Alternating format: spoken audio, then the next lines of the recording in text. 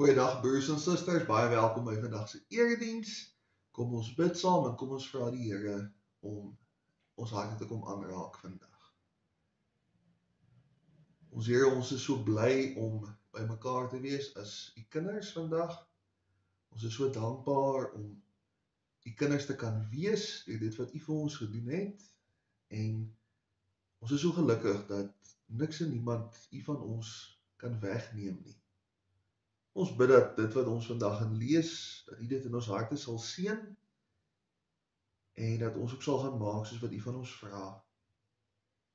Amen. Ons lees vandag uit Matteus 11. Ons lees vers 2 tot 11 en dis hier op bladsy 19 in die Nuwe Testament. Toe Johannes in die tronk verneem wat Christus alles doen, het hy sy disippels gestuur om hom te vra: Is u die een wat sou kom, of moet ons iemand anders verwag? Jesus het hulle geantwoord: Gaan vertel vir Johannes wat julle hoor en sien. Blindes sien weer en verlamdes loop. Melaatses word gereinig, dowes hoor, dooies word opgewek en aan armes word die goeie boodskap verkondig. En geseënd is die mens wat nie aan my aanstoot neem nie. Met hulle vertrek het Jesus begin om met die skare oor Johannes te praat. Toe julle na die woestyn gegaan het, waarna het julle gaan kyk? 'n riet wat deur die wind rondgewaai word? Maar waarna het julle dan gaan kyk? 'n man met deftige klere aan? Nee, kyk, mense met deftige klere woon in konings se paleise. Maar waarna het julle dan gaan kyk? 'n profeet? Ja, ek verseker julle, selfs meer as 'n profeet. Hy is die een oor wie geskryf staan: Kyk, ek stuur my boodskapper voor jou uit. Hy sal jou pad voor jou gereed maak. Amen. Ek sê vir julle, onder hulle wat uit vroue gebore is daar niemand groter as Johannes die Doper nie. En tog is die geringste in die koninkryk van die hemele groter as hy. Ons lees net tot sover. Mag die Here elkeen seën wat u woord hoor en ook daaraan gehoor gee. Liewe gemeente, hoe voel ons gewoonlik as iemand vir ons sê om te kalmeer? Wat van as iemand vir ons sê om 'n bietjie te glimlag? Of hoe dink ons daarvan as iemand vir ons sê, wees net bietjie geduldig? Ek het nog altyd gevind, nie net in myself nie, maar ook in die ander mense, het dit die teenoorgestelde effek. Met Jesus en Johannes die Doper het ons twee loopbane wat langs mekaar afspeel. Maria en Elisabeth was familie gewees. Die 83 vertaling praat van niggie, maar daai term was gebruik vir allerlei soort familielede. Jou tannie se kleinkinders, jou neef se niggies, hulle kon almal beskryf word as jou niggies. Die 2020 vertaling in Lukas 1 praat van 'n bloedverwant. Dis bietjie meer akkuraat. So dit beteken Jesus en Johannes die Doper was ook familie.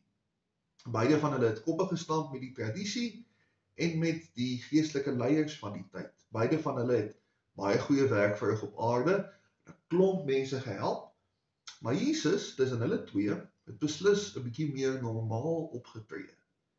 En dit op sigself sê al klaar so baie, want Jesus is alles behalwe alledaags. Hy is volledig mens, volledig God, hy lewe na die dood en hy doen baie meer wonders as Johannes. Johannes was amper meer soos 'n monnik. Hy lewe in die woestyn van heuning en sprinkane. Hy neem nie deel aan die samelewing nie. Hy was ook meer direk as Jesus, behalwe vir die een keer wat Jesus die sweep gebruik. Aan die begin van ons skriflesing is Johannes die Doper in die tronk as gevolg van koning Herodes. Dit is 'n bitter lang en ingewikkelde storie, maar dit gaan oor Herodes Antipas en Herodias. Antipas en Herodias het 'n skelmverhouding gehad terwyl sy met Antipas se halfbroer getroud was. Toe het hulle twee getrou. In die eerste eeu vir die Jode was dit algemeen vir 'n man om met sy skoonsister te trou, maar nie terwyl sy broer nog lewe nie. En dis hoekom Johannes die Doper in die tronk was en uiteindelik ook onthoof is. Hy het Herodes Antipas daaraan herinner dat hy nie mag egbreek pleeg nie. En dan vra Johannes vir sy disippels om vir Jesus 'n vraag te vat. Jesus, is u dan nou die een vir wie ons almal so wag? Of is daar iemand anders? En wat 'n vraag is dit nie, julle? Jesus, u is nou die Messias? Is daar nog een? Of wag ons vir u? My eerste reaksie toe ek dit lees, was dat Johannes van beter moes weet. Nie net is hy familie van Jesus nie, hy weet ook wat 'n rol speel Jesus as hy vir Jesus doop. Hoekom sou Johannes sê hy is nie werd om die een wat na hom kom sy skoene vas te maak nie? Het hy dan nou self vergeet wat hy indirek van Jesus bely het en wat hy gesien het met Jesus se doop? Sies Johannes, sou ons kon sê, hoe durf jy? Maar voordat ons nou die springkaan bedryf begin boikot, oorweeg net vir 'n oomblik hoe dit lyk vanuit Johannes se perspektief.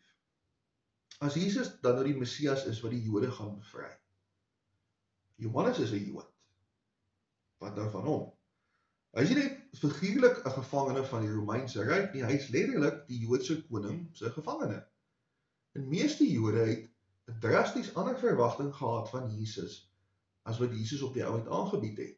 Johannes is nie die eerste mens in Jerusalem wat gedink het, hier kom nou 'n staatsgreep nie. Hy wag waarskynlik vir Jesus om die volksleiers bymekaar te maak, 'n paar mense op te sweep en dan 'n weermag te stig. Jesus, hoekom mors u so baie tyd met die siek mense? Hulle gaan ons tog nie help beklei nie. Nou terwyl almal gehelp en genees word, sit Johannes die Doper eenkant en alleen. Wat Jesus vir Johannes sê of nie sê nie, moet ons ook duidelik hoor.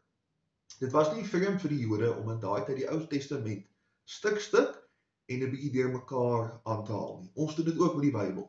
Ons sal byvoorbeeld praat van Galasiërs se vrug van die Gees en dan in dieselfde asem praat ons van 1 Korintiërs se liefde. Nou Jesus haal hier so 'n mengsel aan van Jesaja 35 en 61. Kom ons vergelyk wat in Jesaja 35 vers 5 en 6 en 61 vers 1 gebeur met Matteus 11 vers 5. Jesaja se goeie nuus is, oë van blindes en ore van dowes sal oopgaan, verlamdes loop. Goeie boodskap aan die magteloses, gevangenes sal vrygelaat word. Dis in Jesaja. Jesus sê vir Johannes in Matteus 11 oor waarmee hy besig is. Ek wil graag hê ons moet luister wat is anders. Blindes sien weer, verlamdes loop, melaatses word gereinig. Dowes hoor, dooies word opgewek, die armes kry 'n goeie boodskap. Jesus sit een wonder by en hy verander ene. Hoe verskil die tweede lys van die eerste een? Jesus haal 'n deel van Jesaja 61 nie aan nie, die deel oor die gevangenes. So Jesus beloof nie vir Johannes dat hy uit die tronk uit gaan kom nie. En hy het ook nie, ons weet dit, nie lank hierna nie word sy kop afgekap. En ek dink van die eensaamste en hartseerste wat 'n mens kan voel, is as almal verheug is behalwe jy. Jesus is daar buite, hy gesels met die mense, hy maak hulle gesond, hy doen wonders, dis net te lekker. Johannes die Doper hoor 'n boodskap van hoop, want die verlosser is hier, tog sit hy in die tronk. Binnekort kom hy tot sterwe.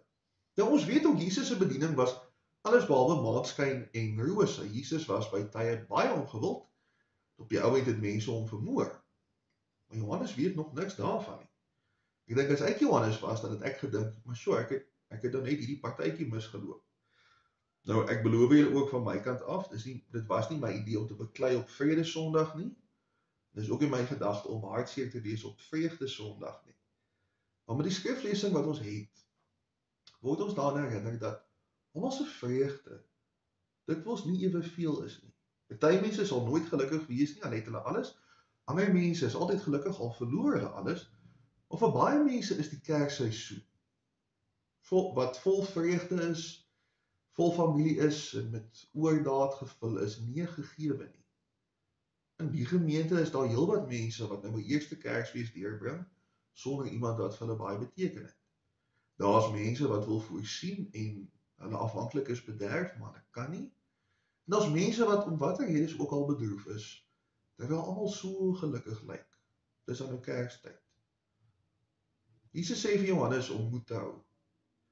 Maar ek wonder hoe het hy hierdie blye boodskap ontvang daar in sy sel. In dieselfde asem prys Jesus vir Johannes voor die skaar. Johannes is 'n profeet, maar hy is ook meer as 'n profeet. Geen gewone mens was al soos hy nie. En dan in 'n waarlik verwarrende skuif beloof Jesus nog meer as Johannes. Jesus sê, almal in die koninkryk van die hemele is groter as sy grootste getuie op aarde, Johannes. Maar Jesus laat nie net die deel van die gevangenes weg nie. Hy vervang dit. Hy voeg by dat die dooies opgewek word. Nou, ons is weer by ons dansie van 2 weke gelede. Ons tree vorentoe na Kersfees, een tree terug na die eerste Kersfees en dan nog 'n derde tree vorentoe iewers na wanneer ons Jesus weer gaan sien. Wat in Jesus se aardse bediening gebeur het, is dat Jesus inderdaad dooie mense opgewek het. Ons dink aan Lazarus, ons dink aan Jairus se dogter, daar's nog 'n paar ander. Maar met ons 2025 insig, wat Johannes ook nie gehad het nie, weet ons dis maar nog die punt van die ysberg. Dis nie eers die punt nie, dis die boonste sneeuvlokkies bo op die punt van die ysberg. Want wat is 'n handvol mense oor 3 jaar wat uit die dood uit opgewek is in vergelyking met generasies en generasies van Christene? Johannes die Doper was dalk nie fisies uit die tronk bevry of uit die dood opgewek nie. Maar deur Jesus is daar vir almal, maar ook vir Johannes, die ewige lewe. Niemand weet presies hoe dit gaan lyk nie, of wanneer dit gaan wees nie, maar ons weet dis die ewigheid by God. En is die belofte van 'n blywende verlossing dan nie beter as 'n tydelike, voorspoedige lewe nie. Niemand sê vandag dis lekker in die tronk nie. Niemand stel voor iemand moet daarna uitsien om onthoof te word nie. Een van die ongelooflikste eienskappe van Jesus, dink ek, is dat hy ook weet wat dit is om swaar te kry. Hy is in staat om by ons te kom sit, daar waar ons op ons seerste is. Dit is nog steeds sleg om jou werk, jou gesondheid of jou geliefdes te verloor. Maar ten spyte daarvan, kom Jesus met Kersfees af aarde toe, en dan bly hy hierso deur sy gees. Niemand hou daarvan as iemand vir hulle sê hoe hulle moet voel of wat hulle moet doen nie. Maar wat is Jesus die een is wat dit vir ons sê? Is hy nie inderdaad die een wat die heel beste weet nie? En is hy nie een wat ook al die skadukant van die lewe gesien het nie? So as Jesus vir ons sê dit gaan beter raak, dan dink ek kan ons hom maar glo. Vreugde word as dit ware 'n rebellie teen die lewe se stampe en stote. As almal vir jou sê om mismoedig te wees, dan is blydskap rebellie. Wat kon die koning uiteindelik doen aan Johannes die Doper? Die koning het hom opgesluit, maar dit het op die ou end niks beteken nie. Hy het sy lewe geneem, maar dit was dit. Want niemand kan die Here van ons af wegneem nie, en die Here laat dit ook nie toe nie. Ek het gesê dat omdat Advent die kerk se nuwe jaar is, dink ons elke week van Advent aan die nuwe jaar. Nou vandag se nuwejaarsvoorneme is om te dink aan een persoon of een ding wat ons vreugde gee. Die lewe is so vol veranderinge, wie weet wat môre kan gebeur. Maar die Here gee vir ons sekere seëninge in ons lewens om ons te help. En vandag dink ek aan my bousie kat. Ek is vir al my diere ewe lief, maar Lana sien ek 1 keer 'n week en Jack is 'n nagmerrie. Bousie vra nie veel van die lewe nie. Hy wil net sy kosie hê en hy wil slaap in my arm. Hy is vriendelik met ander mense en hy is my enigste maklike kind. Ek is elke dag dankbaar dat die Here hom vir my gegee het in ons eie pepstores. Broers en susters, gaan nie die kersseisoen in met 'n vreugde in iemand wat groter is as onsself. Selfs al is hierdie jaar miskien 'n moeilike Kersfees. Want niks wat met ons kan gebeur, of wat aan ons gedoen kan word, kan enigstens maak dat ons minder God se kind is nie. Dit is 'n waarborg, en dit is 'n vreugde. Amen. Ons Here, ons dink vandag aan almal wat bedroef is. Almal wat weens een of ander rede nie die Kerstyd as opwinding en vreugde en blydskap beleef nie, Here. En ons vra dat U ons sal gebruik om hulle Kersseisoen 'n bietjie meer draaglik te maak.